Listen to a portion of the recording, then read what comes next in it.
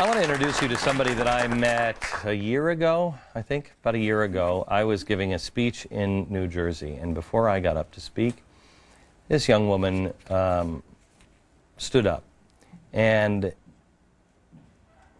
I have to tell you, I don't think I mean, besides some of the Navy SEAL friends that I have and Special Forces friends that I have who are, I mean, they do stuff that I think, that's insane. I can't think of a private citizen that I think is more brave. Lila Rose is the president of Live Action. It is a pro-life organization that documents Planned Parenthood violations. But she started out in California. You were in California. You went to, I want to say, it wasn't UC Berkeley, was it? UCLA. UCLA. Okay. Still California. And you start on campus saying, hey, I want to talk to you about pro-life issues. That had to be very popular. Well, surprisingly, Glenn, definitely there was some pushback, but the pushback at UCLA was more from faculty and yes, and from administrators and the students. You know, there was a vocal minority of students who were very for abortion, but most of the students wanted to hear the truth. And a lot of students were so pro-life and were so excited to hear that they could stand up for the lives of unborn children. And you have no problem with somebody having a fair debate on both sides? I mean, for instance, before we get into the violations, and these will blow your mind, there's one place that I can't go as a dad, and it's just because I can't disconnect my heart from my head. You know, it's Thomas Jefferson wrote a letter. I don't know if anybody's ever read it. We should look it up. It's great. It was a love letter, and it was an argument between my heart and my head. And, for instance, abuse from, you know, if you're raped or incest, I know it's a child, but it's also another child on the other end. And so I had this really hard time. You don't have a problem with having that debate with people, right? We need to have that debate. Right. And so there's no problem with having a debate.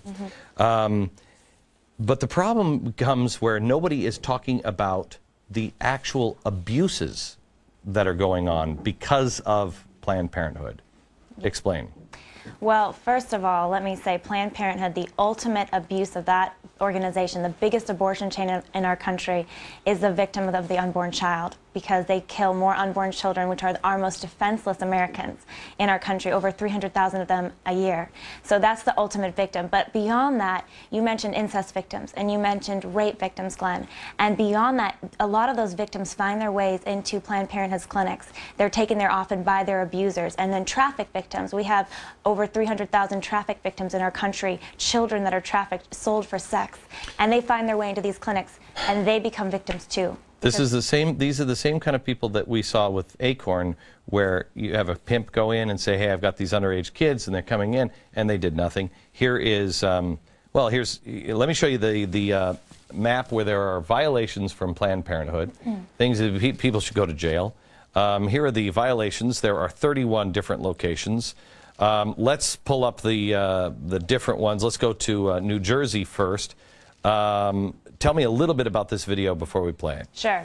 The video that we're about to see shows a Planned Parenthood manager in the second biggest chain of clinics in New Jersey advising our actors who are posing as human traffickers of 14 and 15-year-old girls and telling them how they can use the system, get cheaper abortions and birth control for the little girls to keep them on the street. This is part of our trafficking investigation, where we've released 7 different clinics showing Planned Parenthood willing to aid and abet the trafficking of little girls. Here it is.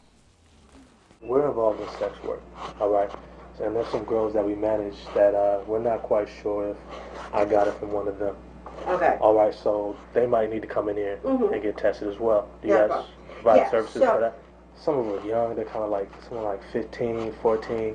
You know, me and my other counselor, like, for the most part, we want as little information as possible. Even if they lie, just say, oh, he's the same age as me, 15. What if they need an abortion, though? You never got this from me, just to make all of our lives easier. Okay. If they're 14 and under, just send them right there if they need an abortion. Okay. Wow. What happened? what happened. What you saw and what we saw again and again during our investigation is Planned Parenthood workers, from the manager to the practitioner to the staffer, they don't care about these young girls. They don't really care about these young women. They care about aiding and abetting these abusers and getting them secret abortions, secret birth control, and then sending these little girls back out the door. And that person was fired, though, in New Jersey? After Planned Parenthood called it a hoax and pretended it wasn't real, the pressure built, then they fired the first one. Okay, let me play one more. This is Bloomington, Indiana. This is you, isn't it? This is me posing undercover. You. But while she could still get away with it, and I'll tell you that story in a minute. Watch. How old are you? I'm 13. And I act a lot older than I am, so it works out because he might be 31. Okay. I didn't hear the age. I don't want to know the age. So if I just say, I don't know who the father was, but he's one of the guys at school or something. Right. Okay. Just, you know, you've seen him around, you know he's 14, he's in your grade and whatever. What did you think when you saw somebody saying to a 13-year-old, hey, I don't want to know the 31 age? Well, I remember being in that clinic acting as a 13-year-old, and when she said that, and I saw that again and again. I mean, we went to 10 different clinics for that project. We saw the same response, ultimately the cover-up of abuse. And my heart was broken because I heard an adult woman who was in a healthcare professional setting telling a little girl who's basically saying, I've been raped, you know, I'm a statutory rape victim, I'm a sexual abuse victim, telling her, I don't care, don't tell me anything. Oh, and then later on in the conversation, she talks about, is he going to pay for it? You know, this is how much it costs, and basically figuring it out so the little girl can get the pregnancy taken care of, send her right out the door. Did they fire her? They fired this one. What about the other ones that you did? All of the other ones remained. One of them resigned. The other 8 maybe still working there. And because of this, they put your picture up like a wanted poster in Planned Parenthood, right?